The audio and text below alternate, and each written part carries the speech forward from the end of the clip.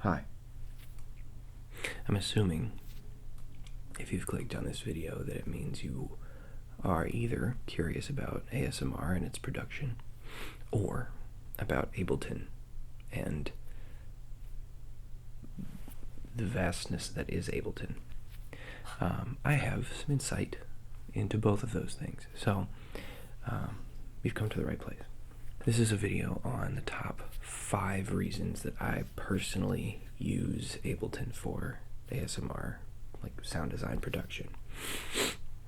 It'll start with very basic stuff like how accessible Ableton is, and then go into more granular stuff like how signal chain processing is very, very quick and easy to shift, as well as some of the more, like the most granular stuff, like designing my own plugins and having a very, very large library of community sound design assets. So,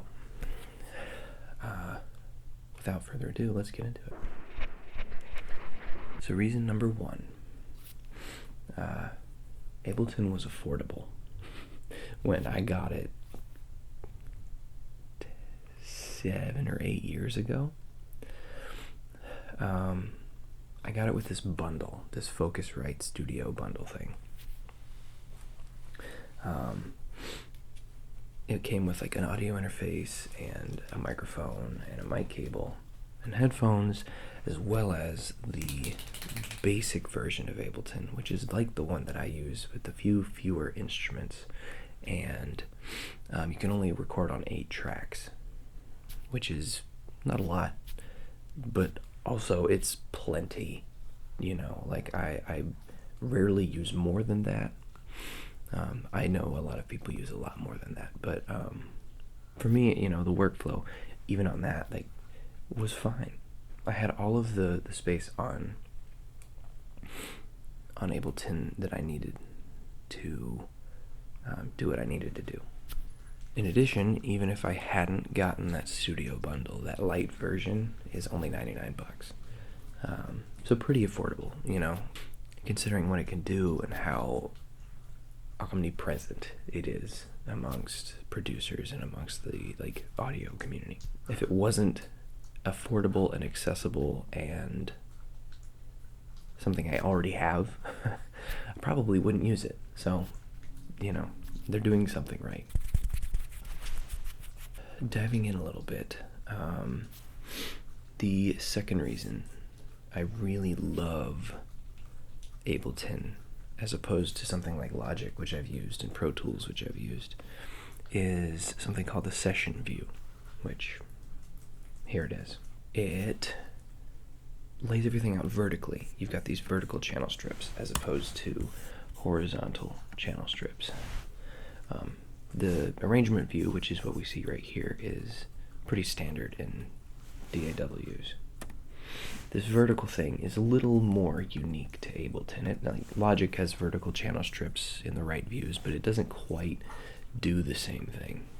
For example, if I wanted to very quickly record and loop an audio sample, all I would have to do is click in this little record button, and it will record for me, and it will record for me, and it will record for me, and it will record for me. Very easy, very simple and quick. And that's the most important thing, is how quick it is and how quickly I can record a bunch of different like audio samples. Like I can do some finger fluttering.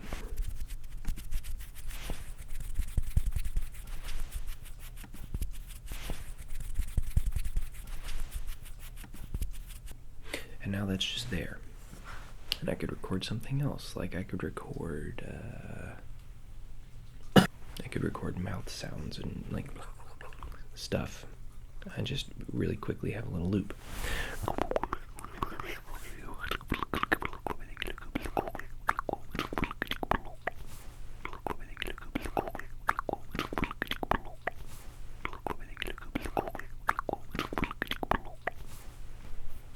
And now those are saved.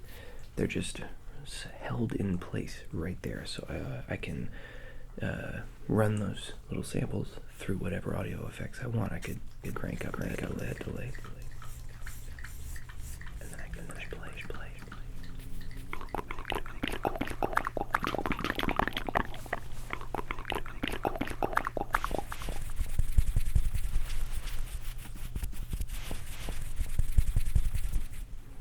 Very handy stuff. Very handy stuff. And it's just quick, it's easy, it's like a little playground, you know. It's a lovely place to just be able to flip things and turn them around and drop them and save them for later. And so session view is one of the big reasons for me that Ableton is great for ASMR production. Okay. Hi, Miss Maggie. Hello, you have food on your face. What's up?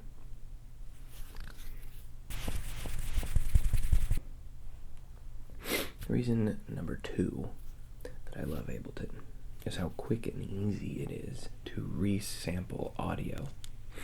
You can see right here, I am currently recording this audio to a resampling track.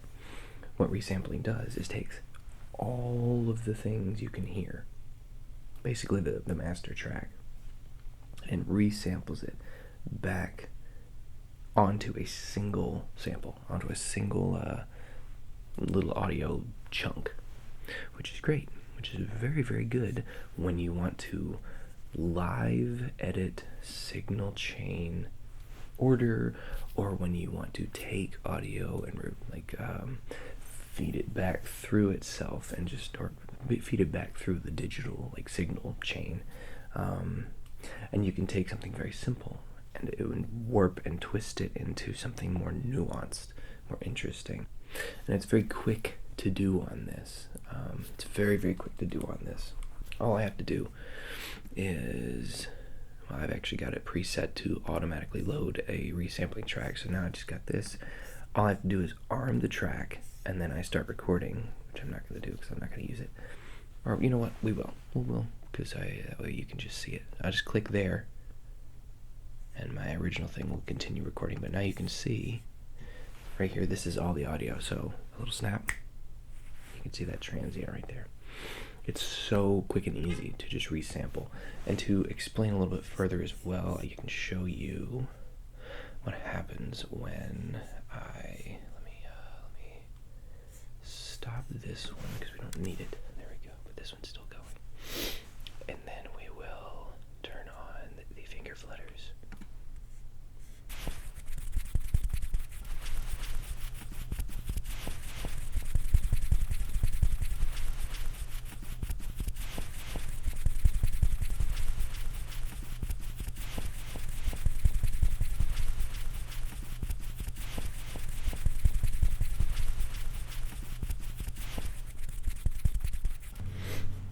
So, very quick and easy, and it takes everything. It takes everything you could possibly want from the audio that you're working with, and it saves it to a single place, which is so nice. It works for my workflow. It's less editing because it's just there, you know.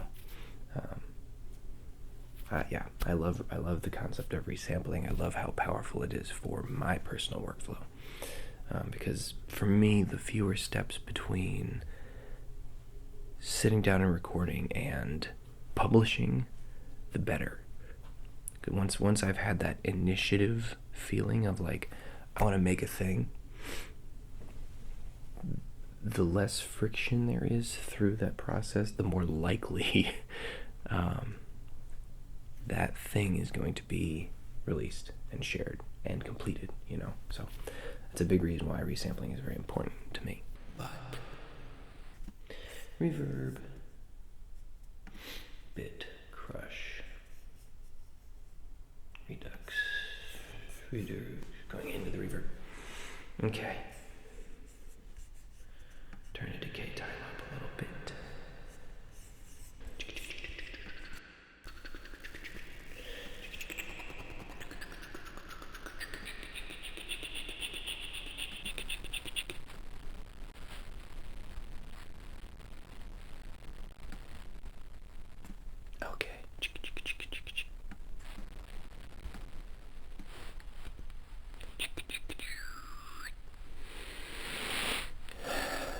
Reason number 3 that I love Ableton for ASMR is how easy it is to switch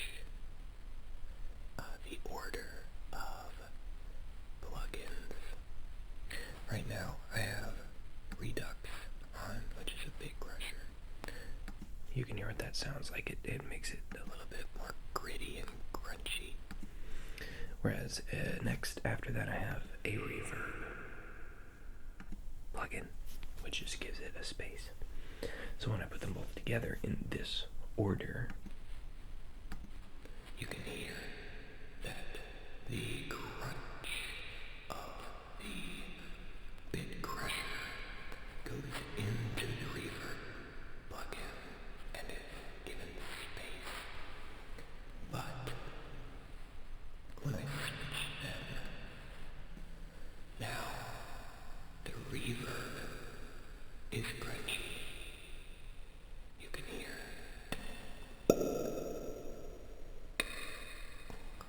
if I turn it down the room.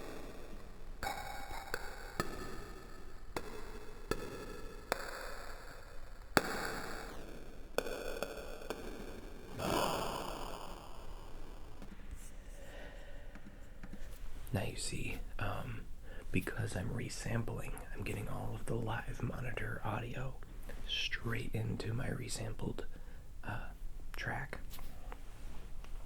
I can get that switch live, so I can play around and I can demonstrate the difference between the way one thing sounds and the other thing sounds after it's been switched. And I love that because I love demonstrating different audio concepts through comparison. I love understanding different audio concepts through comparison, like live comparison, and seeing and hearing what's happening. It's one of the main reasons that I, am making this channel, and also one of the main things I look for in creators like Andrew Huang or Ben Jordan. They show you how these things work and how to do it yourself, and that's kind of what I'm hoping for. And when you have the power to switch things live like that, like you can in Ableton, I just love that. I love how quick and easy it is. And instrument track, we'll go to max for live, max instrument, granulator 2, and we'll throw in the finger flutters. Okay, let's see how it sounds. Oh. Spray up.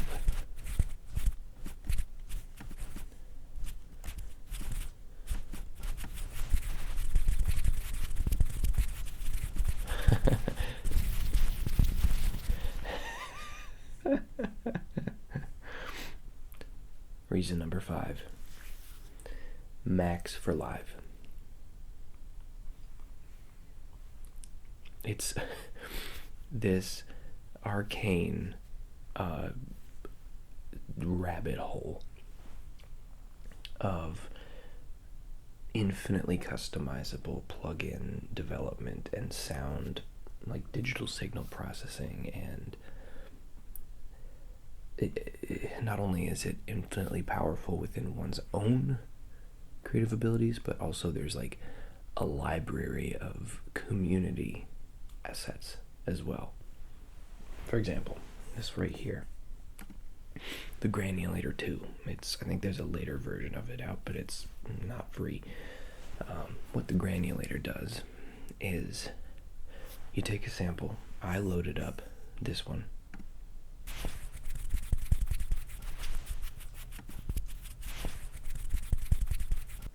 Into this little plugin. You can see it right here. That is the sample. And it takes little pieces of that and plays them. So for example, if I hit a MIDI key, like hit a key and play a note, it randomly plays little chunks, little pieces along the timeline, along that little sample, like a cloud almost. And it's pitch sensitive. And I can hit a chord if I want.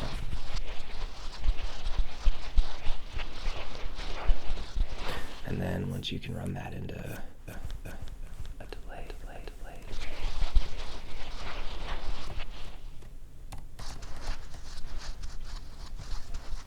Oh right. Wrong one. That one. That's the one I want.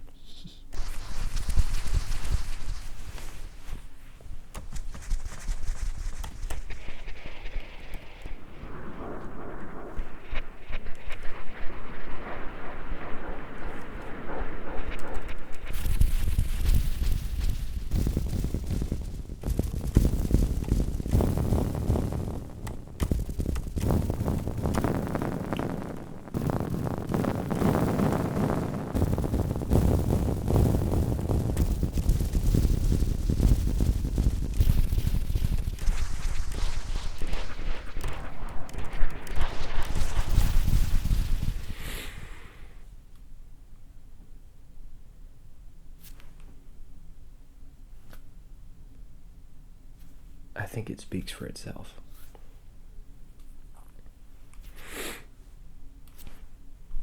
So there you have it.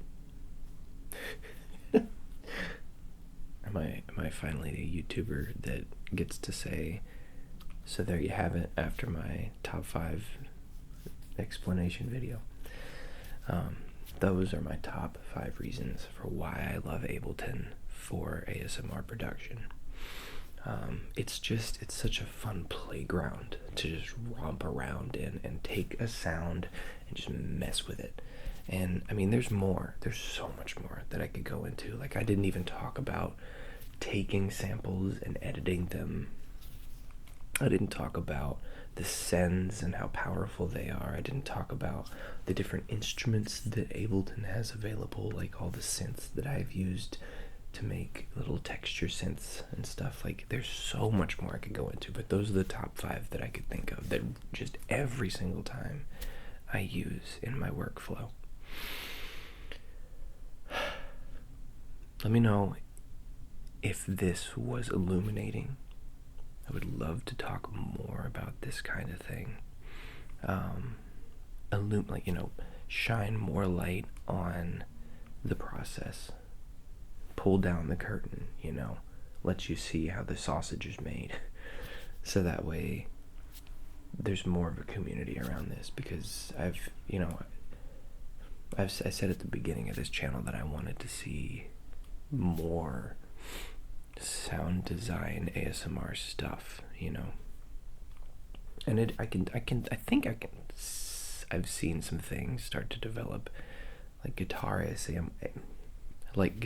ASMR is doing some really cool stuff with like pedals and effects and stuff. So maybe it's catching on. Maybe more people are playing around with this kind of thing. Anyway, like I said, hope this shines some light on some things.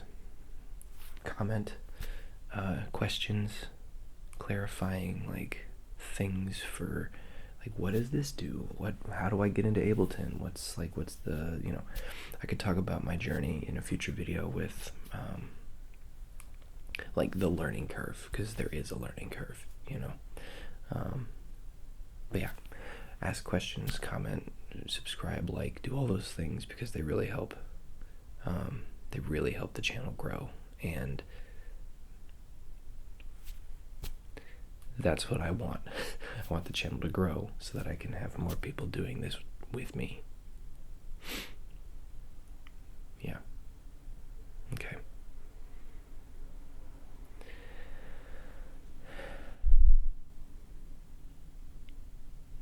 Okay. That's all I got. Thanks for being here. See ya.